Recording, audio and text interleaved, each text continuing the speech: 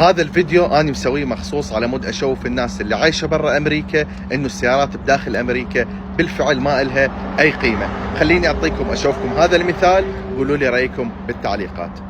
هاي طبعا سيارتي بورش باناميرا موديل 2011.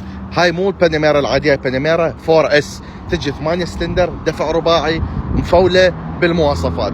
طبعا هاي السيارة أني شنو مخصصها؟ هاي السيارة مخصصها النقل الغراض، قطع الغيار مال السيارات المستعمل. أنا أشتغل بالسيارات وأنقل، دائما أحتاج أجيب جير، أجيب مرات بيبان، أجيب شغلات، فكله أنقله بهاي السيارة. هسه طبعا حشوفكم مثال على كلامي، خليكم وياي.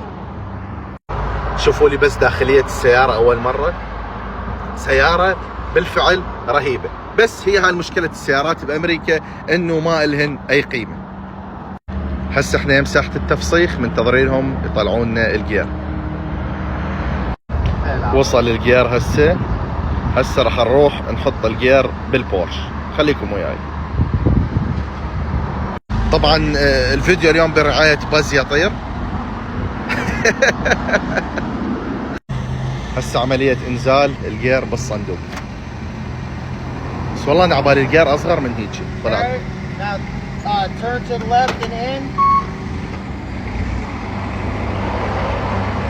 دعم يا طايرة تمام تتكلم دعم.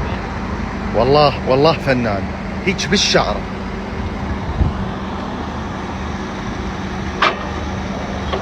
Awesome man, thank you very much. Perfect. Thanks man. ها هو الجير صار بداخل البورش.